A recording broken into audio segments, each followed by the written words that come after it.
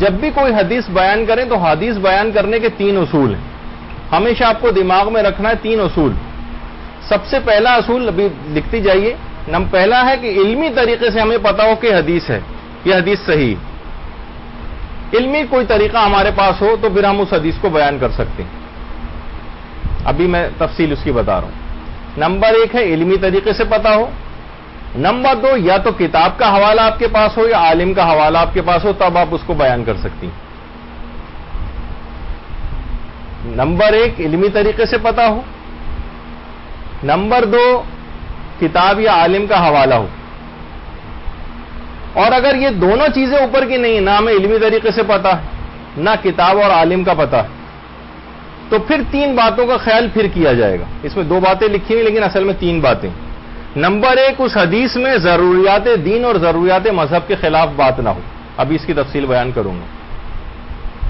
اس حدیث میں ضروریات دین کے خلاف بات نہیں ہونی چاہیے، نہ ضروریات مذہب کے خلاف کوئی بات ہونی چاہیے، جبکہ آپ کے پاس نہ علمی طریقے سے پتا ہے نہ کتاب اور عالم کا حوالہ آپ کو معلوم ہے. دوسری بات، رسول و امام کی توہین اس حدیث کے ذریعے نہیں ہونی چاہیے. اور تیسری بات، حدیث میں کوئی ایسی بات نہ ہو کہ عقل سلیم رکھنے والے شخص کا اعتباری حدیثوں پر سے اٹھ جائے.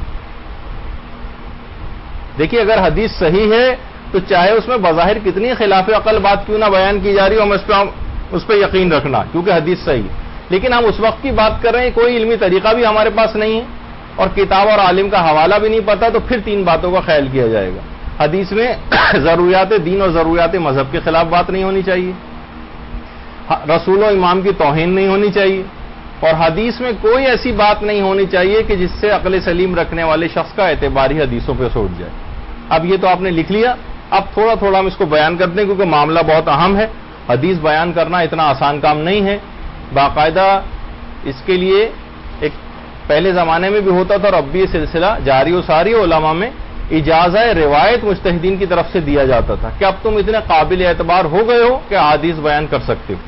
البتہ یہ نہیں کہ احادیث ہم ویسے کتاب سے پڑھ کر یا کسی جگہ تقریر میں بیان نہیں کر سکتے، لیکن ایک مجتہد کا جو خاص اجتہاد والا اس میں اجازہ روایت کہلائی جاتی ہے ایک چیز.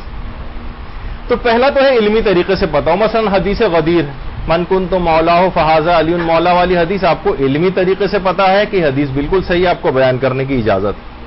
حدیث ثقلین آپ کو معلوم ہے علمی طریقے سے کہ حدیث ثقلین میں 2 گراں قدر چیزیں تمہارے درمیان چھوڑے جا رہا ہوں، وہ والی جو حدیث ہے وہ آپ کو علمی طریقے سے پتا ہے، آپ بیان کر سکتی. یا کتاب اور عالم کا حوالہ آپ کو پتا ہے، آپ کہہ دیں کہ مثلا ہم نے فلاں عالم دین سے یہ حدیث سنی ہے، یا فلاں عالم ہماری کلاس میں مثلا آئے تھے، مولانا وزیری صاحب آئے تھے، انہوں نے یہ حدیث سنائی تھی. اب آپ کے پاس ایک ریفرنس ہے، میں نے فلاں کتاب کے اندر آیت اللہ مشکینی اردبیلی کتاب ہدیت الشیعہ میں پڑھی ہے، آپ بیان کر سکتی ہیں، جبکہ آپ کو پتا نہ ہو کہ حدیث صحیح بھی ہے یا نہیں، لیکن تب بھی کتاب یا عالم کا حوالہ اگر آپ کے پاس ہے تو آپ بیان کر سکتی ہیں. لیکن اگر یہ دونوں طریقے نہ ہوں، نہ علمی طریقے سے پتا ہو نہ کتاب اور عالم کا حوالہ پتا ہو، تو پھر ضروریات دین اور ضروریات مذہب کے خلاف اس حدیث میں کوئی بات نہیں ہونی چاہیے. وہ کیا ہے؟ اچھا آپ دیکھیے، ضروریات دین ایک چیز ہوتی ہے کہ جس کو نہ ماننے، ضروریات دین کے معنی ہیں کہ جس پر تمام اسلام کے فرقے متفق ہوں کہ یہ مسئلہ ایسے ہی ہے. مثلا جیسے نمازوں کی تعداد، ہم کو پتا ہے کہ فجر، ظہر، عصر، مغرب، عشاء ضروریات دین میں سے کوئی ان میں سے کسی ایک نماز کا بھی انکار کر دے. البتہ کچھ علماء اس میں ضرور فرماتے ہیں کہ ضروریات دین کا ایسا انکار کرنا جس سے انکار رسالت لازم آئے، تب انسان کافر ہو جاتا ہے. لیکن جس پر تمام اسلامی فرقے متفق ہوں وہ چیز ضروریات دین میں ہے کہ جس کا انکار کرنے والا کافر ہو جاتا ہے. مثلا جیسے غلام احمد قادیانی نے اس بات کا ختم نبوت پہ پوری امت کا اجماع بھی ہے، قرآن، حدیث، اجماع، عقل، سب سے ختم نبوت ثابت اور سارے فرقے متفق، لیکن قادیانیوں نے ضروریات دین کی مخالفت کی. یہ نظریہ ضروریات دین میں سے شامل ہے کہ پیغمبر اسلام جو ہے آخری نبی، لیکن انہوں نے اس کی مخالفت کی تو لہذا یہ لوگ کافر ہو گئے. غلام احمد قادیانی جو اس زمانے میں موجودہ جو ان کا خلیفہ ہے مرزا مسرور احمد، یہ ان کی برابر میں تصویر ہے جو آپ کو نظر آ رہی. تو تمام مسلمان فرقوں نے ان کو کافر قرار دیا. اس کے الگ دلائل ہیں بہرحال جس پہ ابھی فی الحال ہم نہیں جا رہے ہیں, لیکن انہوں نے ضروریات دین کا انکار کیا, اس وجہ سے یہ لوگ کافر ہو گئے. اچھا, ایک چیز ہوتی ہے ضروریات دین اور ایک ہوتا ہے ضروریات مذہب. ضروریات مذہب کے معنی یہ ہیں کہ جو مخصوص شیعوں کے نظریات ہیں, ضروریات مذہب شیعہ, ان کا اگر کوئی انکار کرے تو وہ مسلمان رہتا ہے, کافر نہیں ہوتا, البتہ غیر شیعہ ہو جاتا ہے. مثلا اسماعیلی فرقہ, آغا خانی, انہوں نے ضروریات مذہب شیعہ کا انکار کیا, لہذا غیر شیعہ ہو گئے. لوگ انہیں اسماعیلی شیعہ کہتے ہیں, یہ بھی جملہ اتنا صحیح نہیں. اسماعیلی شیعہ نہیں ہوتے, یہ 6 امامی, یہ 6 امام, پورے 12 اماموں کو ماننا ہے, یہ ضروریات مذہب شیعہ میں شامل ہے. جو اس کو نہ مانے وہ شیعت سے خارج ہو جاتا ہے. تو لہذا قادیانی, یہ اپنا اسماعیلی یا آغا خانی, انہوں نے ضروریات مذہب شیعہ کا انکار کیا, غیر شیعہ ہو گئے, البتہ مسلمان پھر بھی علماء ان کو سمجھتے ہیں. اسی طرح سے بوہری حضرات, انہوں نے بھی ضروریات مذہب شیعہ کا انکار کیا. ضروریات مذہب شیعہ کا انکار کیا تو اس وجہ سے غیر شیعہ ہو گئے, لیکن ضروریات دین کا انکار نہیں کیا قادیانیوں کی طرح سے, لہذا مسلمان سمجھا جائے گا, البتہ غیر شیعہ شمار ہوں گے. بوہری اور اسماعیلی یہ شیعہ شمار نہیں ہوتے. تو اب پھر وہیں پر آ جائیے کہ پہلی چیز کہ حدیث میں ضروریات دین اور ضروریات مذہب کے خلاف کوئی بات نہیں ہونی چاہیے. کوئی ایسا نظریہ نہ ہو کہ جو ضروریات دین سے ٹکرا رہا ہو یا ضروریات مذہب سے ٹکرا رہا ہو. کوئی ایسا غالیانہ نظریہ ہو جس سے انسان شیعت سے بھی خارج ہو رہا ہو, یا مثلا کوئی ایسا نظریہ جس سے انسان کفر کے نزدیک پہنچ رہا ہو. تو کوئی ایسی حدیث ہم بیان نہیں کر سکتے کہ جس سے لوگوں کا نظریہ ہی کچھ اور بنتا چلا جائے, کیونکہ وہ ضروریات دین اور ضروریات مذہب سے ٹکرانے والی حدیث ہے. وہ پھر ہمیں بیان کرنے کی اجازت نہیں, جبکہ اوپر کے 2 طریقے بھی ہمارے پاس نہ ہوں. دوسرا یہ ہے کہ حدیث سے رسول و امام کی کوئی توہین نہیں ہونی چاہیے.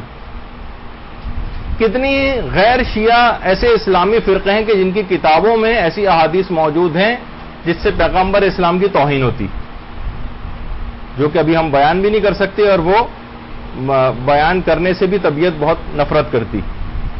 لیکن بہرحال ایسی احادیث موجود ہیں. تو اس طرح سے کسی بھی حدیث کو بیان کر دینا جس سے پیغمبر اسلام کی توہین ہوتی ہو, یا مثلا ائمہ میں سے کسی کی توہین ہوتی ہو, یہ جائز نہیں.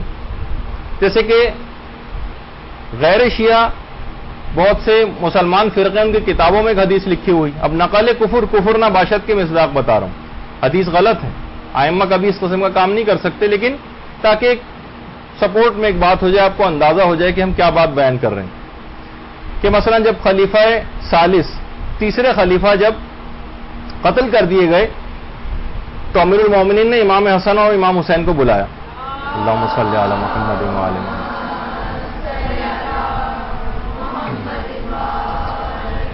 اور معاذ اللہ ثم معاذ اللہ.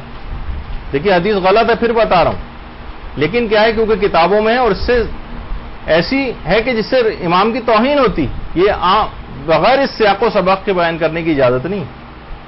ان کو بلایا اور معاذ اللہ امیر المومنین نے ایک تماچا امام حسین کے مارا اور ایک مکہ امام حسن کے پیٹ میں مارا, اور کہا کہ جب میں نے تمہیں خلیفہ ثالث کی حفاظت کے لیے مامور کیا تو پھر وہ قتل کیسے ہو گئے.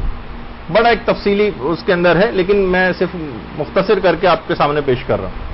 تو ایک ایسی چیز ہے جس سے ائمہ کی توہین ہوتی, ایسی حدیث بیان کرنے کی اجازت نہیں. اور تیسری ایسی چیز تھی, جو تیسری کنڈیشن تھی کہ حدیث میں کوئی ایسی بات نہیں ہونی چاہیے کہ جس سے لوگوں کا اعتبار ہی, عقل سلیم رکھنے والے شخص کا اعتبار ہی حدیثوں پہ سے اٹھ جائے. مثلا ایک علامہ مجلسی نے ایک روایت لکھی. دیکھیے علامہ مجلسی, ہماری جتنی بھی کتابیں ہم ان کو صحیح کتابیں نہیں کہتے, یعنی جیسے ہمارے برادران اہل سنت وہ کہتے ہیں سیاہ ستہ, اس میں موجود ہر حدیث صحیح. ہماری کوئی کتاب ایسی نہیں جس میں ہم پوری تحقیق کرتے ہیں اس حدیث کے متعلق. کوئی بھی کتاب ایسی نہیں ہے کہ جو ہم کہیں کہ بس اس میں تمام احادیث بالکل صحیح نہیں. اس کو باقاعدہ پرکھا جاتا ہے, اس کو علمی پیمانے ترازو کے اوپر تولا جاتا ہے, اور پھر اس کے بعد کوئی نظریہ جو ہے وہ بنایا جاتا ہے. تو بہرحال اس میں ایک حدیث ہے, اور اس زمانے میں موقع بھی ایسا تھا کہ حدیثیں مٹائی جا رہی تھیں. تو حدیثیں جمع کرتے جا رہے تھے علامہ مجلسی کے بعد میں آنے والے خود تحقیق کر لیں گے، ابھی تحقیق کا اتنا وقت نہیں.